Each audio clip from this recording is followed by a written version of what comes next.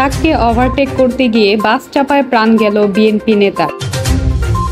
হতদরিদ্রদের চাল বণ্টন নিয়ে বিএনপির দুপক্ষের সংঘর্ষ, আহত 10। ট্রাম্পের 20 দফা গাজা শান্তি পরিকল্পনা পায়নি হামাস। পাকিস্তান ও সৌদি প্রতিরক্ষা জোটে ইরানেরও যোগ দেওয়া উচিত। আন্তর্জাতিক ক্রিকেট থেকে বিদায় নিলেন ইংলিশ তারকা।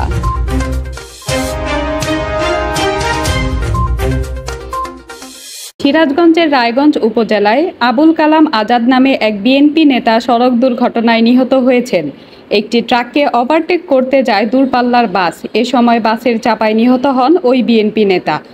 বুধবার সকাল 10টার দিকে ঢাকা রংপুর মহাসড়কের উল্লাপাড়া উপজেলার হাটিকুমরুল ধোপাকান্দি এলাকায় এই সড়ক দুর্ঘটনা ঘটে।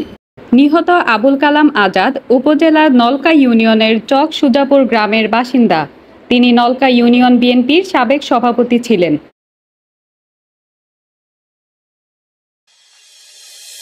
পাবনার ঈশ্বরদীতে হতদরিদ্রদের জন্য সরকারি চাল বণ্টন নিয়ে দ্বন্দ্বের জের ধরে বিএনপির বিবাদমান দুপক্ষের মধ্যে সংঘর্ষে কমপক্ষে 10 জন আহত হয়েছেন। রোববার ও সোমবার বিকাল পর্যন্ত উপজেলার শাহাপুর ইউনিয়নের বাবুলচড়া এলাকায় দফায় দফায় এ সংঘর্ষের ঘটনা ঘটে। সংশ্লিষ্ট সূত্র জানায়, শাহাপুর ইউনিয়ন বিএনপির সাংগঠনিক সম্পাদক ও ডিলার লিটন মাস্টার দীর্ঘদিন ধরে ওই এলাকায় সরকারের খাদ্যবান্ধব কর্মসূচির আওতায় নির্ধারিত 15 টাকা কেজির চাল বিতরণ করেন। এরই মধ্যে স্থানীয় ওয়ার্ড বিএনপির সাধারণ সম্পাদক শাহাবুল হোসেনের কাছে স্থানীয় কিছু হতদরিদ্র মানুষ অভিযোগ করেন যে লিটন মাস্টার ও তার অনুসারীরা হতদরিদ্র সবাইকে নির্ধারিত 30 কেজির স্থলে 25 থেকে 26 কেজি করে চাল দিচ্ছেন। বিষয়টি নিয়ে শাহাবুল হোসেন একাধিকবার লিটন মাস্টারকে অবগত করেও কোনো সমাধান হয়নি। গত সপ্তাহে আবারও চাল বিতরণের সময় হতদরিদ্র এসব মানুষকে 3 থেকে 4 কেজি করে চাল কম দেওয়ার অভিযোগে শাহাবুল হোসেনের সমর্থকদের সঙ্গে লিটন মাস্টারের সমর্থকদের বাকবিতণ্ডা হয়। এর জের ধরে রোববার বিকালে লিটন মাস্টারের ভাই কলম খাঁকে মারধর করে স্থানীয় জনতা। পরে লিটন মাস্টারের সমর্থকরা শাহাবুল হোসেনের অফিস ভাঙচুর করে। শাহাপুর ইউনিয়ন বিএনপির সাংগঠনিক সম্পাদক লিটন মাস্টার বলেন, শাহাবুল হোসেন ডিলারশিপের অর্ধেক অংশীদার হতে চেয়েছিলেন। তাকে অংশীদার না করায় আমাদের বিরুদ্ধে ষড়যন্ত্র করে এসব করছেন। মার্কিন প্রেসিডেন্ট ডোনাল্ড ট্রাম্পের গাজা নিয়ে শান্তি পরিকল্পনা এখনও পায়নি ফিলিস্তিনি প্রতিরোধ আন্দোলন হামাস। সশস্ত্র গোষ্ঠীটির এক জ্যেষ্ঠ কর্মকর্তা সোমবার বার্তা সংস্থা এএফপিকে একথা বলেছেন। নাম প্রকাশ না করার শর্তে ওই জ্যেষ্ঠ কর্মকর্তা বলেন, আমরা এখনও ট্রাম্পের প্রস্তাব পাইনি।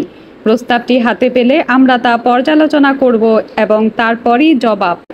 এর আগে গাজা যুদ্ধ বন্ধ ও জিম্মিদের মুক্তি সংক্রান্ত 20 দফা প্রস্তাব প্রকাশ করেন ট্রাম্প। এতে সম্মতি জানিয়েছেন ইসরায়েলের প্রধানমন্ত্রী বেনিয়ামিন নেতানিয়াহু। প্রস্তাবে সম্মতি জানিয়ে নেতানিয়াহু বলেন, আমি বিশ্বাস করি আজ আমরা গাজায় যুদ্ধের অবসান ঘটানোর পাশাপাশি মধ্যপ্রাচ্যে শান্তি প্রতিষ্ঠার অগ্রগতির জন্য একটি অত্যন্ত গুরুত্বপূর্ণ পদক্ষেপ নিচ্ছি। এর প্রভাব মধ্যপ্রাচ্যের বাইরেও পড়বে। ট্রাম্পকে উদ্দেশ্য করে তিনি বলেন, আমি আপনার গাজায় যুদ্ধ শেষ করার পরিকল্পনাকে সমর্থন করি, যা আমাদের যুদ্ধের লক্ষ্যগুলো অর্জন করে। এটি আমাদের সব বন্দীকে ইসরায়েলে ফেরত আনবে, হামাসের সামরিক সক্ষমতা এবং তার রাজনৈতিক শাসনকে অচল করে দেবে এবং নিশ্চিত করবে যে গাজা আর কখনোই ইসরায়েলের জন্য হুমকি হবে না। প্রস্তাব অনুযায়ী হামাস এতে সম্মতি জানালে 72 ঘন্টার মধ্যে জীবিত ও মৃত সব জিম্মি মুক্তি পাবে। অপরদিকে হামাস গাজার নিয়ন্ত্রণ ছেড়ে দেবে। সেখানে আমেরিকান, ইউরোপ ও আরব দেশগুলো নিয়ে একটি অন্তর্বর্তী প্রশাসন গঠন করা হবে, যেটির মূল দায়িত্বে থাকবেন ট্রাম্প। এছাড়া গাজার মানুষ গাজাতেই থাকবেন, তাদের অন্য কোনো দেশে জোরপূর্বক পাঠানোর চেষ্টা করা হবে না। হামাসের ইসরায়েলি জিম্মিদের মুক্তির মাধ্যমে গাজায় স্থায়ী যুদ্ধবিরতি শুরু হবে।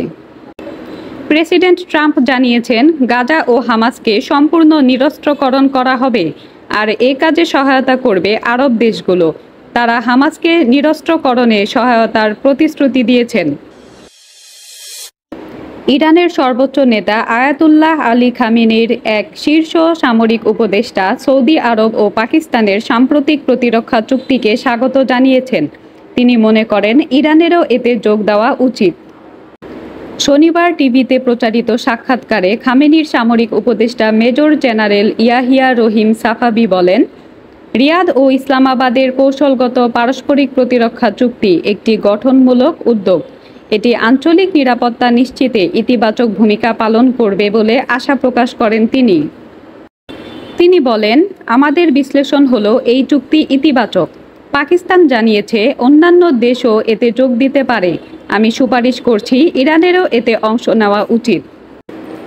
সাফাভি আরও বলেন, ইরান, সৌদি আরব, পাকিস্তান ও ইরাক সমষ্টিগত জোট গঠন করে এগিয়ে যেতে পারে।